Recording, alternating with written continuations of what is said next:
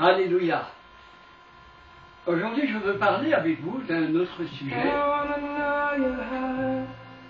tout à fait différent. Ah, c'est fort, c'est bon, tout à fait différent des autres sujets.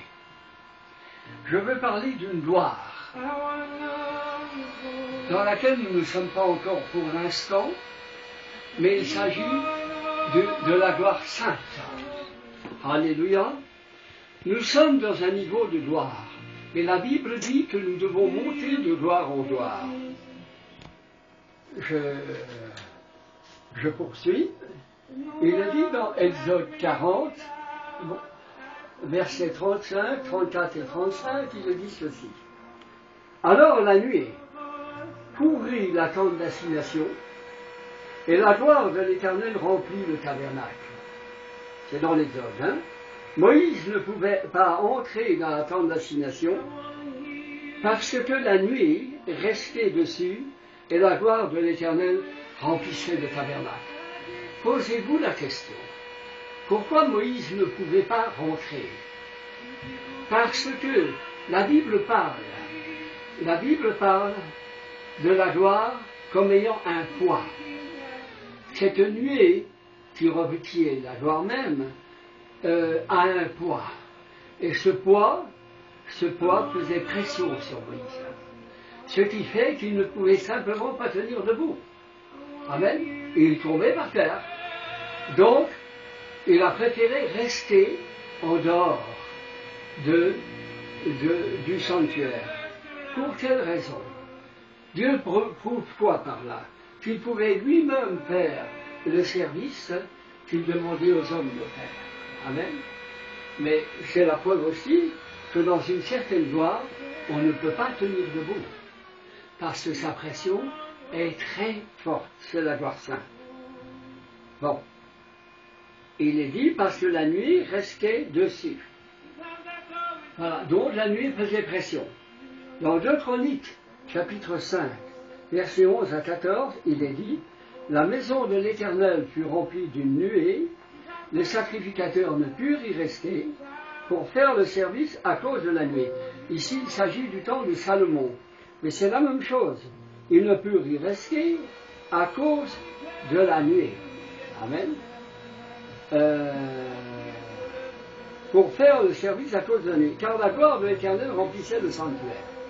Donc, à un certain niveau de gloire, on ne peut plus tenir debout parce qu'automatiquement on sort de son corps. Il existe plusieurs niveaux de gloire. La Bible dit que nous devons monter de gloire en gloire. Nous sommes déjà dedans, ça c'est un fait indéniable. Contrairement aux années passées où nous n'étions pas dans la gloire, aujourd'hui nous y sommes. Quand cette gloire sainte vient, on ne peut pas rester debout. Ça c'est évident. Elle appelle notre esprit. Il y a des lieux comme Ashland aux États-Unis, ce sont des lieux dédiés à une richesse continuelle. Dieu dans sa sainteté est assis là-bas. Cette gloire amène un sentiment de sainteté absolue. Amen. Vous savez que Pierre, au moment de la Pentecôte, a prononcé un discours qu'il n'aurait pas pu faire s'il n'y avait pas eu cette gloire.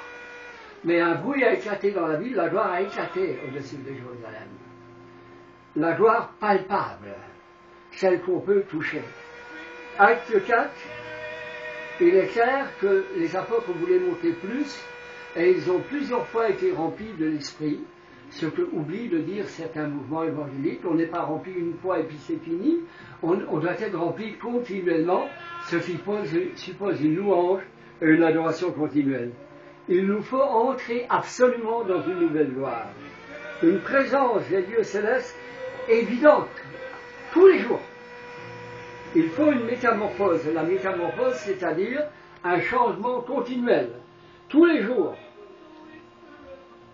Finney, qui était un des plus grands hommes de Dieu du XVIIIe siècle, un jour il allait dans un endroit, il était en avion, l'avion n'avait pas encore atterri, et les gens à 200 km de là pleuraient déjà dans l'aéroport.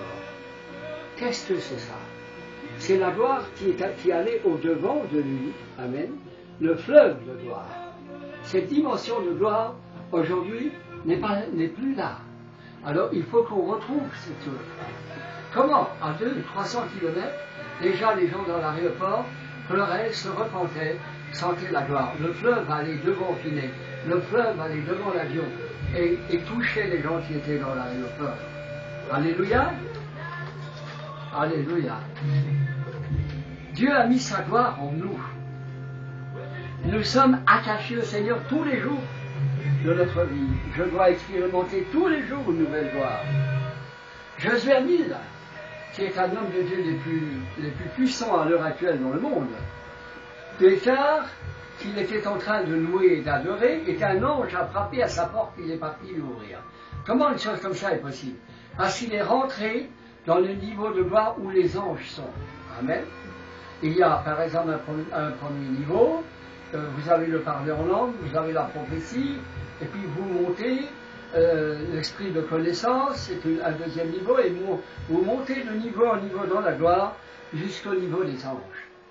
Dans la parole de Dieu, on nous fait comprendre que nous sommes l'armée de la terre, et que les anges sont l'armée du ciel, et qu'à un certain moment, Dieu met les mêmes ordres pour un travail dans l'esprit des anges comme dans le nôtre. Amen.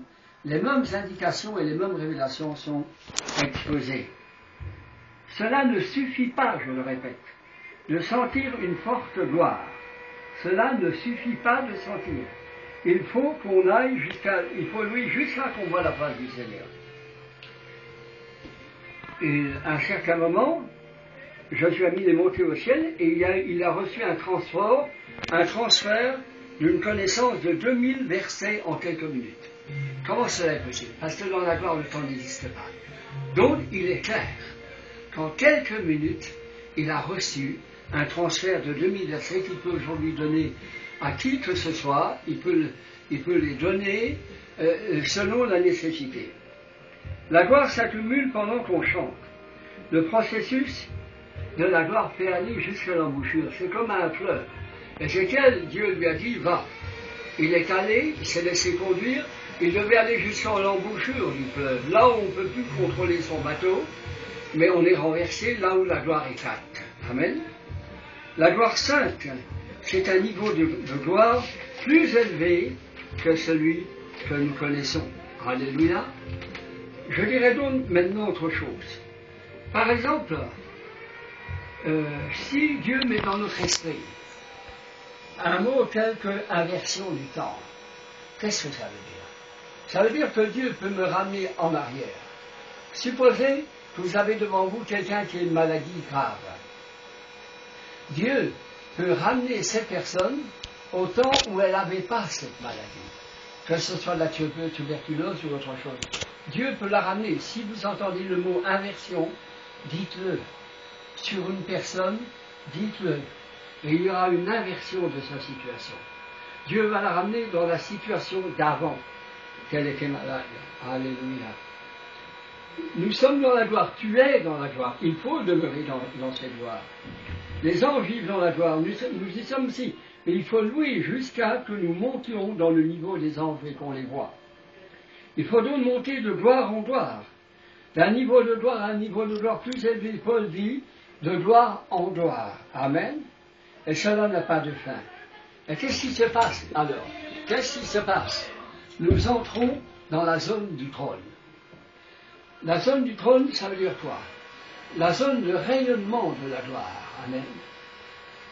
Quand on entre dans cette zone, rappelez-vous, les tribus d'Israël étaient placées tout autour du sanctuaire. Pourquoi?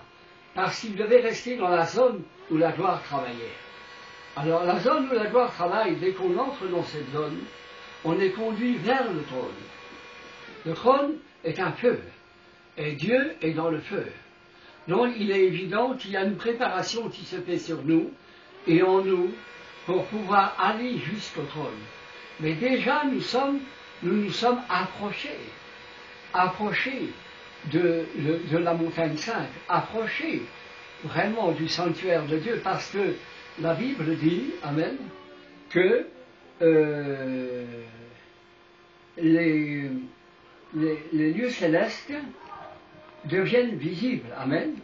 Les lieux célestes deviennent, amen. Alléluia. C'est bon, c'est fini? C'est fini? Ok. Voilà. Donc, nous sommes